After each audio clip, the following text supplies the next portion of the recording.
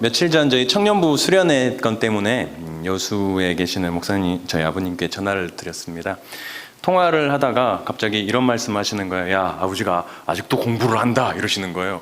70이 넘으셨거든요. 70이 넘으셨는데 도대체 뭔 공부를 하시냐고 물어봤더니 이렇게 말 공부하고 그다음에 자기 자신을 이렇게 살펴보는 공부를 하신대요. 그 노인네가. 그러면서 야, 아버지 안에 꼰대 기질이 있는 걸 알았다 저한테 이러시는 거예요.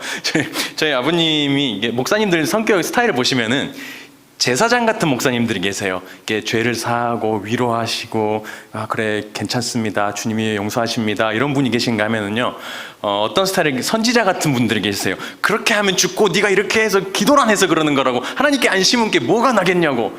저희 아버님 어떤 스타일이실까요? 뼛속부터 선지자이신 분이세요. 그래가지고 제가 어렸을 때 아이들은 아빠한테 가면은 어리광도 부리고 싶고 막 그렇잖아요. 되게 어렸을 때 같은데 아빠 뭐 이렇게 해서 너무 힘들어 그러면은 가장 많이 들었던 말이 뭔지 아십니까? 네가 기도를 안 해서 그래를 말을 가장 많이 들었어요. 언제나 저희들의 삶의 기준이 된 게 뭐였냐면 기도였고 신앙생활이었어. 완전 뼛속부터 선지자이신 그분이 얼마 전에 그러는 거예요. 야, 내 안에 꼰대가 있는 걸 알았다 이러시는 거예요. 저한테 깜짝 놀랐어요. 목사님 아버지가 이렇게 꼰대라 그러시나. 그러더니 그 뒤에 말이 더 웃겨요. 야, 근데 니도 꼰대다 이러는 거예요. 저한테 네 안에도 꼰대 기질이 충만하다 그러는 거예요. 저는 평상시에 그러거든요. 나는 우리 아버지와 다르다. 나는 다른 사람이다. 비록 아버지로부터 태어났지만 나는 당신과는 다릅니다 라는 기조를 가지고 있는 사람인데, 저한테 야, 니도 꼰대다, 니도 그거 하나님한테 회개해야 돼 이러시는 거예요.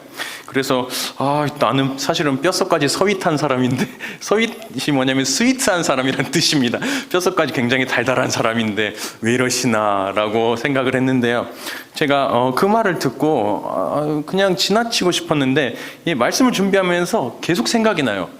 내 안에 꼰대, 자꾸 이렇게 단에서 죄송합니다, 꼰대라는 단어를 사용해가지고 그런 게 뭐가 있지? 혹시 내 이런 기질 때문에 내가 케어하는 아이들이나 아니면 내가 담당하고 있는 청년부나 이런 영혼들에게 혹시 상처 준 게 있지 않은가라는 생각을 하게 됐는데, 엊그제 저희 청년 중에 한 명이랑 잠깐 얘기를 했어요. 얘기를 하는데 요새 신앙의 권태기가 왔다고 하더라고요. 여러분, 신앙의 권태기 와보셨죠? 신앙의 권태기가 와보셨는데, 신앙의 권태기가 왔다라고 해서 저는 뼛속까지 서윗하기 때문에 굉장히 그럴 수 있고, 하나님의 은혜가 이렇게 하지만 은혜가 있어야지 그것도 이렇게 하나님께 나아갈 수 있고 권태기를 이길 수 있다라고 얘기하는데, 그 청년이 그렇게 얘기하더라고요. 근데 진짜 세게 말해도 되니까 저한테 이렇게 말씀해도 된대요. 제가 그 기회를 놓치지 않고 이렇게 말했습니다. 그래서 당신이 권태기를 이기기 위해 산 게 뭐가 있냐고 청년한테 제가 그랬던 거예요. 제가 그렇게 말을 해놓고는 근데 그 청년이 굉장히 마음이 좋은 청년이어서 거기에 대해서 감동을 받고 이렇게 하나님께 나아가려고 하는 모습을 보면서 제가 잘했다는 게 아니고 하나님이 참 이런 저라도 사용하시는 게 참 감사하다라는 생각을 했는데요. 오늘 읽었던 이 에스겔서는요, 이스라엘 남유다가 바벨론한테 침략당하고 멸망해가는 과정에서 에스겔이 쓴 서신입니다. 책입니다. 이스라엘이요, 시내산에서 하나님하고 언약을 맺죠. 약속인데 우리가 약속 이러니까 조금 가볍지만 사실은 계약을 맺은 거예요. 하나님하고 우리하고 계약을 맺습니다. 이스라엘 백성에게 이렇게 얘기하죠.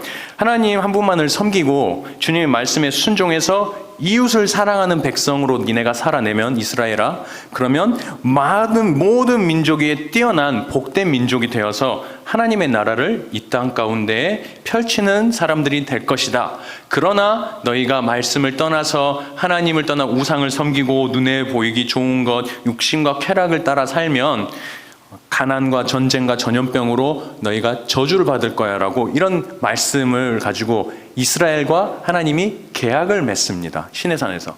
이스라엘 백성들은 그렇게 하겠습니다 라고 계약의 도장을 꽝 찍어요. 언약이었지만 이 계약 안에서 하나님은 신실하셨어요. 항상 우리에게 하나님이 말씀하신 대로 절대로 우리를 떠나지 않으시고 우리를 위로하시고 우리를 인도하시려고 노력하셨고 항상 우리를 품어주셨어요. 그런데 이 우상을 섬기면서 하나님의 말씀을 지키지 않았던 이스라엘이요, 정말 긴 시간 동안, 오랜 시간에 걸쳐서 하나님을 거역하기 시작합니다. 말씀으로 돌아오라고 수많은 선지자들을 보내요. 하나님이 수많은 선지자들을 보내서 그렇게 살면 안 된다, 회개라고 말씀하십니다. 그러나 이 이스라엘이 그 말씀을 듣지 않습니다. 결국에 잠깐이지만은 하나님이 이스라엘을 보호하는 손을 잠시 거두세요. 그 시기에 이 바벨론을 통하여서 이스라엘이 고통을 받기 시작합니다. 당시 이 세계를 제패한 바벨론이요, 이스라엘을 3번 침략합니다. 첫 번째 침략할 때 끌고 간 사람이 우리 잘 아시는 다니엘이에요. 바벨론이 첫 번째 침략했을 때 다니엘과 3 친구를 끌고 가서 포로로 삼아요. 두 번째 침략을 했을 때 끌고 간 사람이 이 남유다의 왕하고 여호야긴이라는 왕하고 오늘 본문에 에스겔이 끌려갑니다. 이 에스겔은요, 원래 제사장이 될 사람이었어요. 제사장이 될 사람이었다는 것은 무슨 말이냐면요, 이스라엘 사회에서 제사장들은 나름 괜찮은 직업을 가진 사람들입니다. 사회적 지위도 있고요, 사회적 인정 속에서 안정된 삶을 살 수 있는 사람이에요. 어떻게 보면 공무원 같습니다. 예배를 담당하는 공무원, 이스라엘 나라의 특성상 공무원이죠. 제사장은 나이 30이 되면은요, 이 일을 제사장 일을 하게 되어 있어요. 30까지는 말 그대로 국가에서 장학금을 줘서 키우는 이 제사장 후보생들인 거예요. 내 돈 하나도 안 들고 국가에서 키워가지고 30이 되는 해에 이제 하나님의 나라, 이 성막을 섬기기 시작하는 성전을 섬기는 사람이 되는 거예요.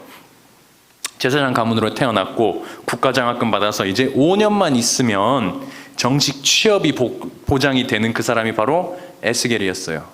그런데 이 에스겔이 25살 되는 해에 바벨론으로 끌려갑니다.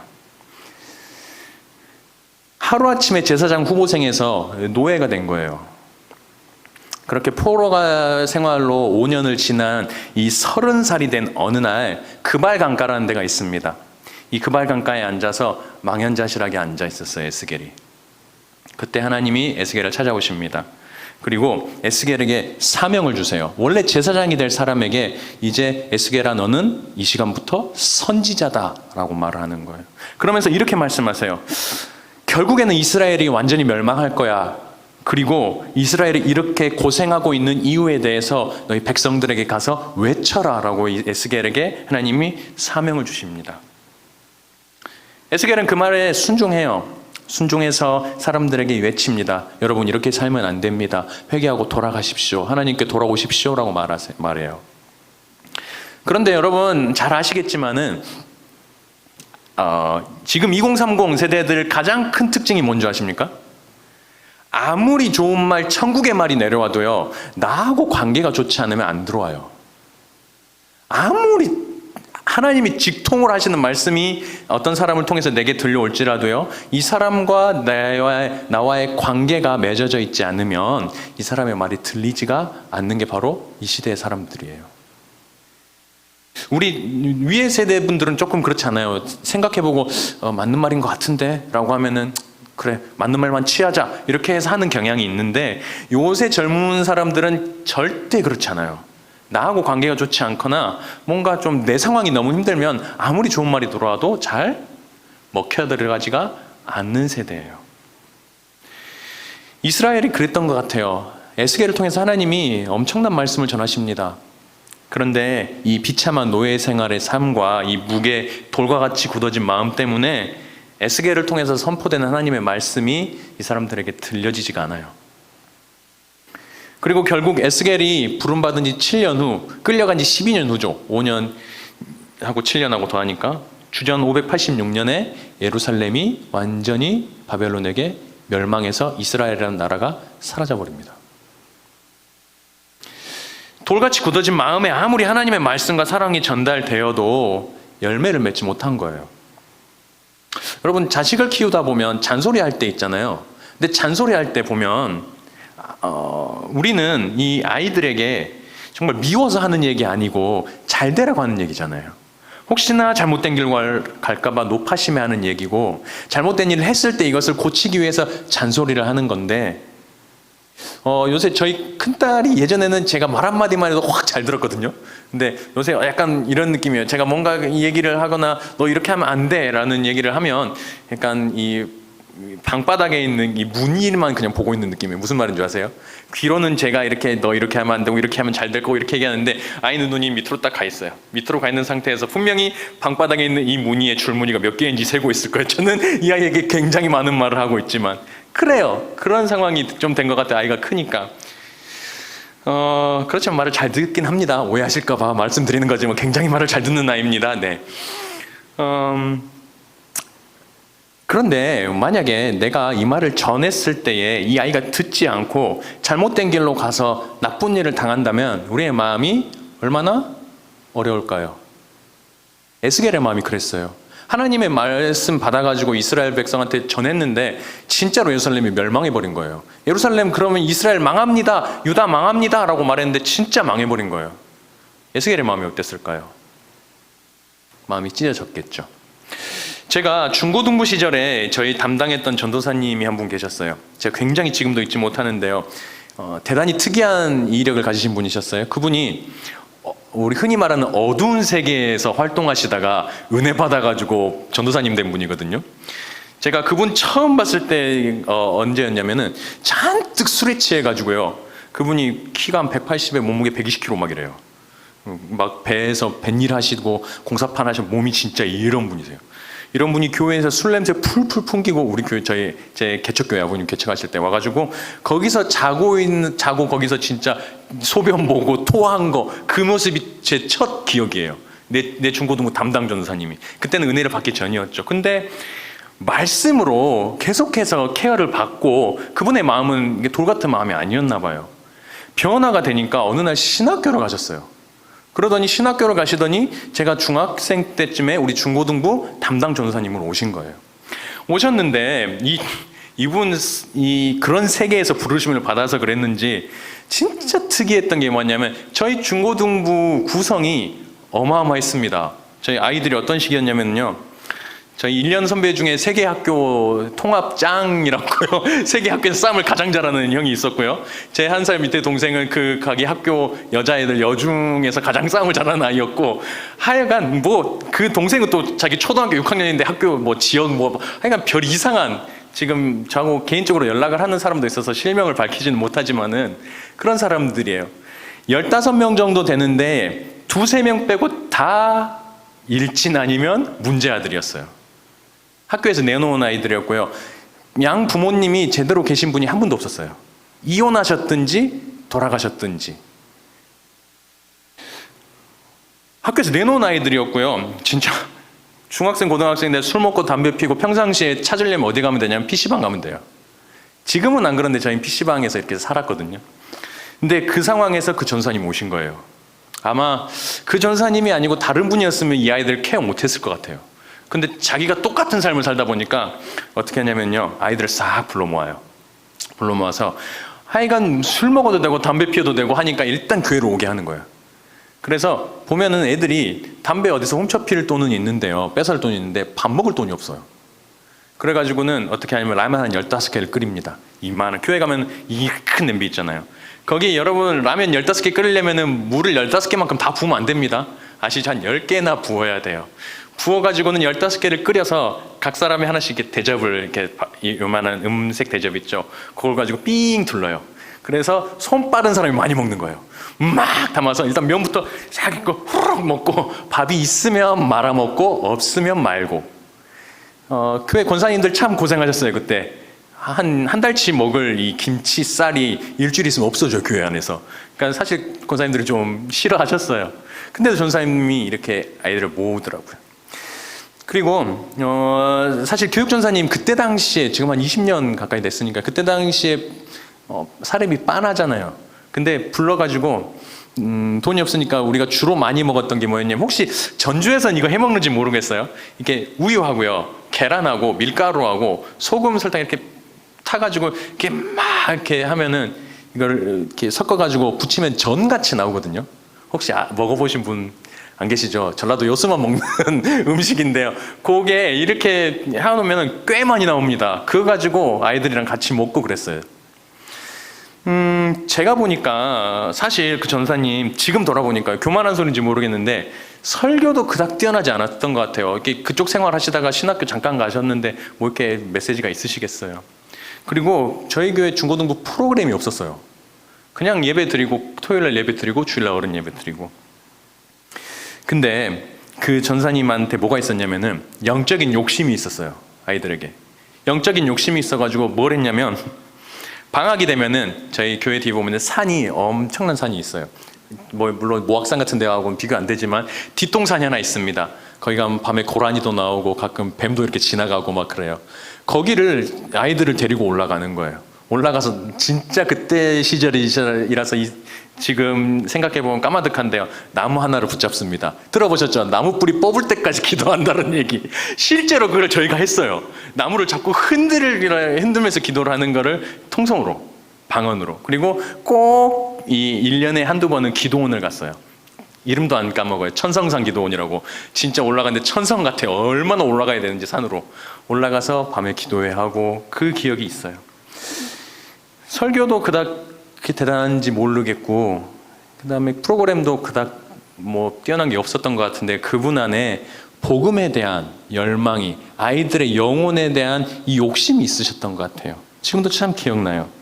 제가 20살 무렵에 고속도로에서 사모님하고 두 분이 한꺼번에 부르심을 받았어요. 그래서 참 안타까워요. 한번 지금 같으면은 전사님 영향을 많이 받아서 내가 학교 다닐 때도 산기도 좀 했다고, 사람이 무섭지 귀신은 안 무섭다고 막 이런 얘기 할 것 같은데, 오늘 이 에스겔 본문 보니까요, 이 나라가 멸망해서 회개하라는 하나님의 말씀이 더 이상 의미가 없어질 것 같은 시대에 지금 있잖아요. 청년들, 아이들, 중고등부한테 복음, 하나님의 나라 그냥 전달했을 때 아이들이 듣는 것 같지 않아요.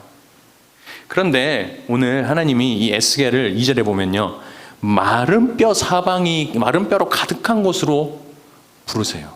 지나게 하십니다. 오늘 오전에 목사님께서 말씀해 주신 내용이 있어가지고 아마 더 이해가 잘 되실 거예요. 이스라엘 백성, 특히 나실인 제사장 같은 사람은 절대 시체를 가까이 하면 안 됩니다.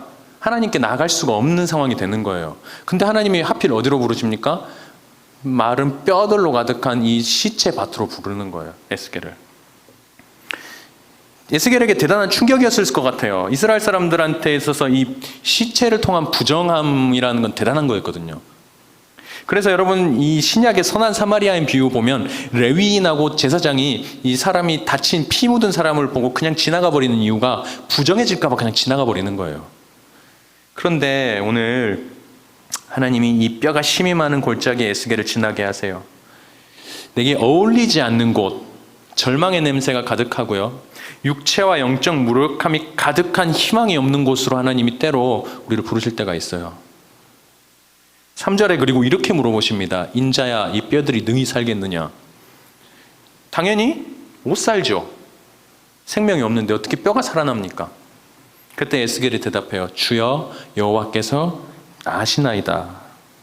우리가 신앙생활 하다 보면은요, 특히 교회 학교 교사하다 보면 이 생각 많이 들어요. 도대체 이게 무슨 의미가 있나 생각 들 때 있어요.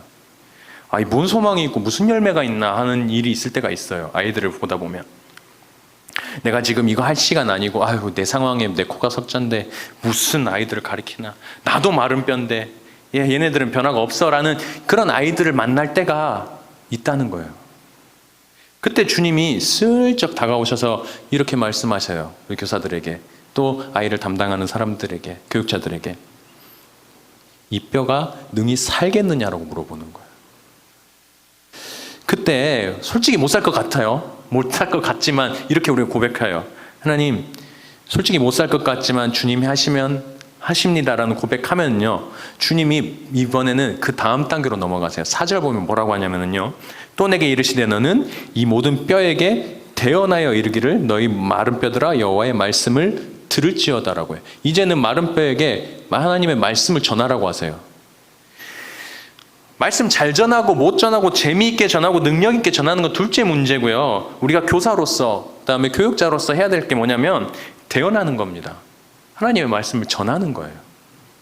7절에 이에 명령을 따라 대언하니라고 됐습니다. 에스겔이 대언하니까요. 순종하니까요. 아직 긴가민가 해서 할 수 있지만 주의 말씀 의지해서 내가 맡은 아이들에게 내가 일주일 동안 준비해 와서 하나님께 기도하고 하나님의 말씀을 대언하니까요. 어떻게 되냐면요. 이렇게 되어 있습니다. 소리가 나고 움직이며 이 뼈 저 뼈 들어맞아 서로 연결되더라.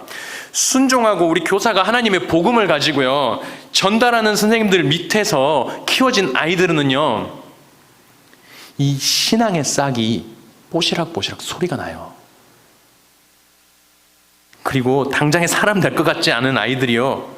조금씩 영혼에 이 살이 붙기 시작합니다. 말씀으로 살이 붙는 거예요. 그 위에 근육이 덮입니다. 힘이 생기는 거예요. 세상을 이길 힘이 아이들 안에 생겨나가는 거예요. 그리고 나서 이 아이들이 위에 살가죽이 덮인다고 해요. 세상으로부터 오는 공격을 등이 이겨낼 수 있는 그 힘이 교사들의 말씀을 통해서 아이들에게 생겨난다는 겁니다. 힘줄이 생기고 힘이 생겨요. 헌신을 통해서 아이들의 영혼의 살이 찝니다. 세상의 풍파를 이길 가죽이 생기는 거예요. 이렇게 우리의 열매가 지금 당장 보이지 않는 것 같은 상황에서도 하나님의 말씀이 계속해서 그 아이들의 문을 두드리다 보면은요, 이 아이들의 영혼의 신앙의 틀과 모양이 갖춰지기 시작합니다. 근데 여기서 굉장히 중요한 게 하나 더 남았습니다. 아직까지는 형태만 가지고 있어요, 아이들이. 보시면은 뼈, 살, 근육, 가죽이 덮였는데요. 아직은 형태만 남아있다고 되어 있습니다. 8절에 보면 이렇게 되어 있죠. 그 위에 가죽이 덮이나 그 속에 생기가 없더라라고 되어 있죠. 그때 주님이 에스겔에게 말씀하세요. 9절입니다. 생기야 사방에서부터 와서 이 죽음을 당한 자에게 불어서 살아나게 하라라고 해요. 생기 뭡니까? 루아흐라고 하죠. 신약에는 헬라어로 푸뉴마라고 하죠. 우리나라 말로 성령입니다. 말씀으로 아이들에게 양육하고 먹였으면 아이들이 성령으로 일어나 생명이 될 수 있도록 우리가 기도해야 한다는 거예요. 아이들의 영혼을 위해서 기도로 무장해서 아이들을 만나야 한다는 겁니다. 그렇게 말씀과 기도로 무장된 교사들을 통해서 하나님이 10절에 아이들을, 사람들을, 영혼들을 무엇로 세운다고 하십니까? 큰 군대로 세운다고 하십니다. 하나님이요, 하나님의 군대, 세상 속에서 지금 이 세상의 질서와 물질, 만능주의, 사람을 귀하게 여기지 않는 이 풍조와 이기주의 속에서요, 오직 성령으로 사단의 권세와 세상을 이겨낼 수 있는 그런 아이들로 자라나게 할 수 있는 것은 교사의 헌신이라는 거죠. 말씀과 기도로 아이들을 키워낼 때에 이 아이들이 그렇게 자라날 수가 있습니다. 이 말씀 준비하면서 성령께서 되게 책망하셔서 얼마나 부끄럽게 하셨는지 모르겠어요. 아까 얘기했던 그 전사님 별로 특별히 대단한 것도 없지만 매일 밤 아이들의 영혼을 놓고 기도했던 걸 제가 기억을 해요. 교육관이라는 데에서 맨날 밤마다 기도했던 것 같아요. 저도 그렇게 하려고 되게 노력을 했거든요. 근데 얼마 전부터서는 대단히 제 사역과 제 영혼과 제 문제를 놓고 기도하는 시간이 늘어있는 저를 이 말씀을 통해서 주님이 이렇게 말씀하시는 거예요. 그러면서 이번 주에 어떤 청년이 신앙의 권태기가 왔어라고 했을 때 말은 권태기를 이기기 위해서 어떻게 했냐라고 말을 했지만 주님이 뒤돌아서니까 주님이 제게 했던 말은 뭐였냐면 그래서 네가 그 아이를 위해서 뭐 했냐라고 물어본 거예요, 저에게. 너무너무 죄송했어요. 너무너무 미안했고요. 제가 감히 이 청년들을 케어할 수 있을까라는 생각에 마음이 너무 아팠어요. 미담의 성도님들, 이제 여름 행사가 시작됩니다. 7월 27, 28 중고등부 수련회가 여기서 있어요. 소예배실에서. 7월 30일, 31일에 아동부 수련회 있습니다. 8월 3일부터 5일까지 청년부 수련회가 여수에서 있습니다. 여러분, 어쩌면 올해 청년들이 주님을 만날 수 있는 단 한 번의 기회일지도 모릅니다. 오늘도 역시 뉴스에서 사건, 사고의 이야기들이 많이 나오죠. 여러분, 우리에게 필요한 거는, 우리 교육부에게 필요한 건, 다음 세대에게 필요한 것은 우리 성도님들의 기도입니다. 우리 선생님들의 헌신과 말씀이고요. 그래서 이번 수련회를 통해서 꼭 우리가 주님을 경험할 수 있는, 모든 아이들이 주님을 인격적으로 만날 수 있는 시간이 될 수 있도록 우리가 기도로 힘을 모아주시기를 부탁드립니다. 그래서 우리가 이 시간에 다 같이 잠깐 통성으로 한 1, 2분 정도만 기도해 주시면 좋겠습니다. 우리 머리 숙여서 함께 기도할 때 주님, 이번 수련회를 통해서 아이들이 주님을 인격적으로 만나게 해주시고 성령의 임재 가운데서 모든 순서가 하나님 진행될 수 있도록 인도하여 주시되, 특별히 조그만 사고도 만나지 않도록 하나님 인도하여 주십시오라고 우리가 이 시간에 머리 숙여서 주님 한번 부르면서 예배를, 아이들과 수련회를 위해서 또 우리 교육부를 위해서 기도하겠습니다.